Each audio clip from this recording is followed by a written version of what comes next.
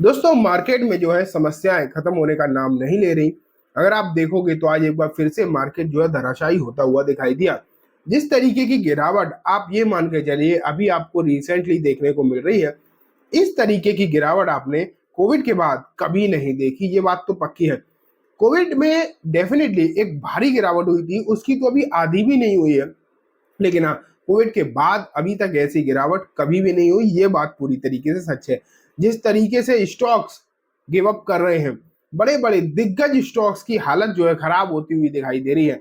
ये बात तो है, मार्केट में अब हो रहा है पैनिक धीरे धीरे करके। अभी तो स्टॉक्स में छोटे बड़े मझोले स्टॉक में पैनिक था, अब लार्ज कैप में भी हो रहा है। लेकिन दोस्तों जैसा कि आपने देखा होगा कि गिरावट का जो डेटा है ये डीआईआईस की तरफ से आ रहा है मेनली। जब आप डेली डेटा देखते होंगे डीआईआईस गिरावट का कारण आपको बनते हुए दिखाई देते होंगे। मतलब सॉरी, डीआईआईस नहीं, एफआईआईस, मैंने थोड़ा सा गलत बोल दिया। डीआईआईस नहीं, एफआईआईस जो है कारण बनते हुए दिखाई दे रहे हैं। लेकिन चांसेस ये भी लग रहे हैं मार्केट में कि अब जो है म्यूचुअल फंड यानी कि डीआईआई जो है वो भी कारण बन सकते हैं। उसके बारे में हम डिस्कस करेंगे।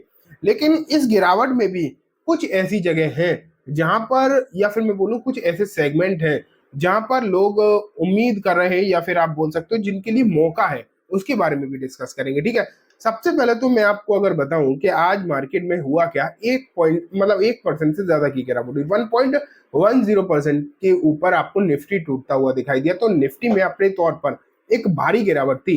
लेकिन ना दोस्तों, इससे पहले मैं आपको अगर बताऊं, निफ्टी तो चलो आज जो हुआ हुआ, कल मार्केट में डाउजोन्स में क्या हुआ।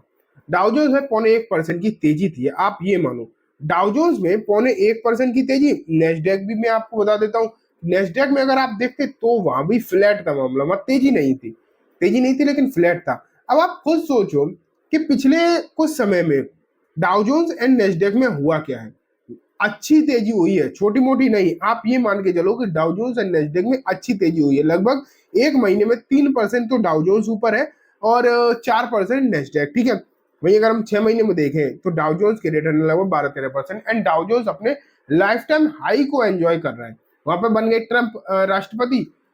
उनसे उन्हें उम्मीदें बढ़ गई कि अमेरिका वालों को ऐसी उम्मीदें बढ़ती हुई देखने को मिली। उन्हें लग रहा है कि ट्रंप आने से मार्केट की सिचुएशन अच्छी होगी। लेकिन भारतीय मार्केट में समस्याएं काफी हैं। अब हो क्या रहा है, अलग अलग कुछ कुछ ब्रोकरेज फर्म अगर आप देखोगे, कुछ बड़े एनालिस्ट है, वो तो ये कह रहे हैं कि मार्केट में जो करेक्शन हो रही है हेल्दी है। डेफिनेटली अच्छी बात है, कोई दिक्कत नहीं कि अमेरिकन मार्केट तो टॉप बना रहा है, इसमें तो मार्केट में ग्लोबल इश्यूज तो है नहीं। लेकिन अगर आप भारतीय मार्केट में जो करेक्शन देख रहे हो हेल्दी हेल्दी तो ठीक है, लेकिन अगर इस तरीके की गिरावट थोड़े दिन और होती रही तो समस्या हो जाएगी।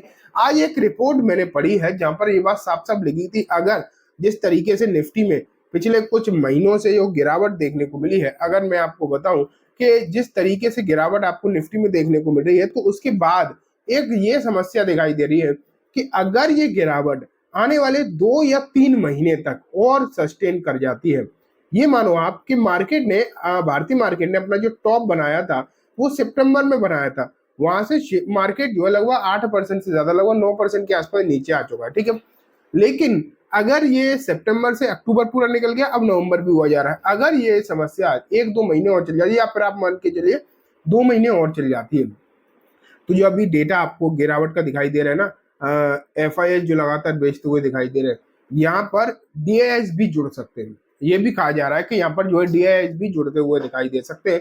तो ये एक बड़ी समस्या है कि अगर एफआईआईस की तरह डीआईएस ने भी अगर बेचना चालू कर दिया तो फिर क्या होगा। एक और समस्या है, मैं आपको बताऊं, सेबी ने रिसेंटली एक सर्कुलर लाया था जिसमें उन्होंने जो भारत की म्यूचुअल फंड है उन्हें अलाउ कर दिया था कि बाहर वो पैसा लगा सकते हैं, उनकी जो लिमिट को भी थोड़ा सा बढ़ा दिया था। तो अब म्यूचुअल फंड्स अगर भारत में बेचकर बाहर पैसा लगाने लगे फिर क्या होगा। तो ओवरऑल आप ये मान के चलिए कि डीआईएस ठीक है अभी खरीद रहे हैं, पहले जितनी कैपेसिटी उनकी नहीं है खरीदने की। जो पहले क्या हो रहा था कि अगर 2,000 करोड़ एफआईआईस बेच रहे तो लगभग 2,000 करोड़ के आसपास का डीआईएस खरीद रहे थे, लेकिन अब वो सिचुएशन नहीं। अब ये हालचाल आधे आधे पे आ चुके हैं। वो बेचते हैं 2,000 करोड़, डीआईएस खरीदते हैं 1,000 करोड़ के आसपास का, तो पहले ही उनकी कैपेसिटी खत्म हो रही है। लेकिन अगर ये गिरावट 1-2 महीने और चल गई या कंसोलिडेशन भी चल गया तो हो सकता है एफआईआईस में बिकवाली आना स्टार्ट, मतलब डीआईएस में भी बिकवाली आना स्टार्ट हो जाए। और डीआईएस में बिकवाली क्यों मतलब आ सकती है, क्योंकि अगर भारतीय मार्केट में जो अभी लगातार म्यूचुअल फंड्स का डेटा जो आ रहा है वो ना लगातार ऊपर की तरफ जाता हुआ दिखाई दे रहा है कि लगातार पैसा आ रहा है, बहुत अच्छा खासा पैसा आ रहा है। म्यूचुअल फंड जो है अच्छा खासा मतलब लोगों के द्वारा पैसा कलेक्ट कर रहे हैं और वो मार्केट में डाल रहे हैं। आज भी एक दो दिन पहले डेटा आया, हाईएस्ट एसआईपी के थ्रू पैसा आ रहा है, हाईएस्ट। लेकिन ये पेशेंस लोगों का टूटने में बहुत ज्यादा समय नहीं लगेगा। ये कुछ रिपोर्ट्स आ रही हैं जहां पर ये भी लिख के आ रहा है कि अगर ये गिरावट चल गई थोड़े दिन तो जो मार्केट में पैसा आ रहा है ना, लोगों का रिटेल का पैसा आ रहा है दबाकर, वो हो सकता है बंद हो जाए। एंड अगर म्यूचुअल फंड ने हाथ छोड़ा यहाँ पर मार्केट का, मतलब डीआईज ने हाथ छोड़ा मार्केट का, तो यहाँ गिरावट जो है और ज्यादा स्टीप हो सकती है। लेकिन अब बात ये आ जाती है, जैसे कि मैं आपसे बोल रहा था कि चलो ये सब चीजें ठीक है, मार्केट में दिक्कत है, समस्या हजार तरह की है, स्टॉक खरीदे नहीं जा रहे, कोई भी स्टॉक की हिम्मत नहीं पड़ रही खरीदने की, बेचने का भी पूरी तरीके से मन नहीं कर रहा कि बेचें क्या। लेकिन एक जगह है, अगर लॉन्ग टर्म के लिए जो लोग म्यूचुअल फंड या फिर इंडेक्स में खरीदारी करते हैं उनके लिए मौके तो बन रहे हैं। स्क्रीन देखो आप, आपके सामने मैं लगा रहा हूँ स्क्रीन। यहाँ अगर आप देखोगे तो निफ्टी का चार्ट है आपके सामने, वो भी वीकली चार्ट है, ठीक है। इस वीकली चार्ट पर अगर मैं आपको दिखाऊं कि इसने जो अपना हाई बना रखा है निफ्टी ने, वहां से लगभग 9.5% करेक्ट हो चुका है, ठीक है।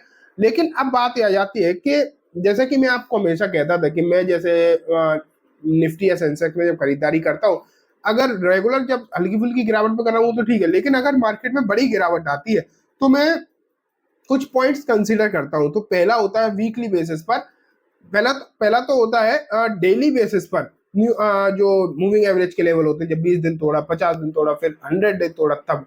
लेकिन अगर गिरावट और बढ़ती चली जाए तो फिर मैं वीकली चार्ट लगा कर करता हूँ, जब 20 मूविंग एवरेज टूटे, मतलब 20 सिंपल मूविंग एवरेज टूटे वीकली चार्ट पर। तो ये देखो यहाँ टूटा था, यहाँ तो मैंने करी थी खरीदारी। लेकिन अब जो है दूसरा मौका आ रहा है बड़ी खरीदारी का, दूसरा मौका आ रहा है बड़ी खरीदारी का। कहाँ? जब 50 SMA, 50 DMA आप बोलिए, जब वो टूटेगा या उससे टच करेगा, तब एक बड़ी खरीदारी का मौका जो है बनेगा। अब आप सोच रहे होगे कि कैसे ये सब तुक्केबाजी? हाँ है तो तुक्केबाजी, इसमें कोई डाउट नहीं। लेकिन अगर आप इन डेटास को देखोगे तो लास्ट टाइम ऐसा कब हुआ था, जब 50 मूविंग एवरेज पर वीकली चार्ट पर, डेली चार्ट पर नहीं, वीकली चार्ट पर लेवल टूटे हो, तो हुआ था मार्च 2023 में, लगभग 1.5 साल पहले। और उसके बाद रिटर्न तो आप जानते हो कितने बने हैं। उससे भी अगर हम पहले देखें तो 2-3 बार तो ऊपर नीचे हुआ, लेकिन फिर देखो, फिर उससे पहले सीधा 2020 में हुआ था। तो आप ये मान के चलिए ये जो मौके हैं ये आते बहुत कम है। ये मौके जो है इस तरीके के कम ही आते हैं। ऐसा नहीं है कि आपको हर 2-4 महीने में ऐसा मौका मिल जाए, कभी साल, 2 साल, 1.5 साल ऐसे ही ये मौके आते हैं जब वीकली कैंडल पर, वीकली चार्ट पर निफ्टी 50 मूविंग एवरेज को तोड़ता हुआ नजर आए। जब वो और नीचे जाएगा तब का तब देखा जाएगा। लेकिन अभी आने ऐसा लग रहा है कि अगर 1-2 दिन गिरावट हुई तो ये मौका आ सकता है, और फिर यहाँ पर एक मैं तो पर्टिकुलरली बड़ी खरीदारी करूंगा। लेकिन ना दोस्तों, अगर आप निफ्टी 50 या सेंसेक्स में मान लेते हैं खरीदारी, नहीं भी करते हैं, तो एक और इंडेक्स अगर मैं आपको दिखाऊं तो वो है दोस्तों निफ्टी 200 मोमेंटम 30 इंडेक्स फंड। तो ये देखो यहाँ भी मौका तो यहाँ भी बनता हुआ हो सकता है, आपको कल ही देखने को मिल जाए। पॉसिबिलिटीज है कि कल ही ये अगर गिरावट हुई तो ये 50 मूविंग एवरेज को तोड़ता हुआ दिखाई दिए अपने वीकली चार्ट पर। लेकिन आप सोच रहे हो कि उसे छोड़ के हम यहाँ पर क्यों शिफ्ट हो? रिटर्न्स, अगर आप निफ्टी के रिटर्न्स देखोगे, कंपेयर करोगे इसके रिटर्न्स से, तो फर्क जो है अच्छा खासा है। लेकिन गिरावट अगर आप देखोगे तो लगभग जो निफ्टी में गिरावट है वही यहाँ पर है ऊपरी स्तर से, ये भी 1-2% ही ज्यादा है, कोई बहुत ज्यादा नहीं। लेकिन रिटर्न्स अगर आप कंपेयर करोगे तो फर्क जो है बहुत ज्यादा है। मोमेंटम जो इंडेक्स है पर्टिकुलरली, इसके भी बहुत सारे फंड ETF आते होंगे, तो आप चाहे इंडेक्स में करो या फिर इसमें, मतलब है तो ये भी इंडेक्स ही निफ्टी का ही है, लेकिन ये इसमें वो स्टॉक्स होते हैं जिनमें मोमेंटम की संभावना ज्यादा होती है। और गिरावट में अगर इंडेक्स में पैसा लगाया जाए तो आप जानते हो कि संभावना जो है ज्यादा अच्छी हो जाती है रिटर्न की। लेकिन गिरावट में अगर आप इस तरीके की गिरावट में कोई स्टॉक पिक करने की कोशिश करोगे तो समस्या हो सकती है। स्टॉक तो मैंने आपसे बहुत पहले से कह रखा है कि हाथ मत लगाना भी किसी स्टॉक में। और जब स्थिति सही होगी, जब चीजें सही दिखाई देंगी, मैं तो आपको बताऊंगा, आपको खुद भी मालूम पड़ेगा, लेकिन मैं भी बताऊंगा। लेकिन अभी स्टॉक्स में खरीदारी करने का कोई भी समय नहीं आया है। मार्केट में गिरावट है और ये गिरावट और कितनी बढ़ सकती है नहीं पता। इंडेक्स में तो हम ये सोच के खरीदारी कर सकते हैं कि लॉन्ग टर्म के लिए रख लेंगे, 5 साल 10 साल रख लेंगे। लेकिन अगर इंडेक्स 10-20% और भी टूटा तो इतनी हड़बड़ी, इतनी दिक्कत नहीं होती। लेकिन अगर स्टॉक टूट गया ना 25%, तो समस्या ज्यादा होती है, एग्जिट ही नहीं मिलता उसमें। और ये तो हम लॉन्ग टर्म के लिए रख लेते, तो कभी न कभी यहाँ तो रिटर्न हम बढ़ ही जाते हैं, इंडेक्स में कोई दिक्कत नहीं है। निफ्टी थोड़ी जीरो हुआ जा रहा है, स्टॉक तो जीरो तो वो भी नहीं होगा, लेकिन गिरावट का कुछ लिमिट तो नहीं होती, स्टॉक कितने गिर जाए, समझ पा रहे हो? तो चलो ये बात हो गई दोस्तों आज के पूरे मार्केट के माहौल की। उम्मीद है मैंने आपको जो समझाना चाहा वो आप तक चीजें कन्वे हो पाई होंगी। अब मैं इस वीडियो को यही खत्म करूंगा। जाने से पहले बस एक बार बोलना चाहूंगा दोस्तों, वीडियो अच्छी लगी हो तो लाइक करना, चैनल को भी जरूर सब्सक्राइब करना। Thank you.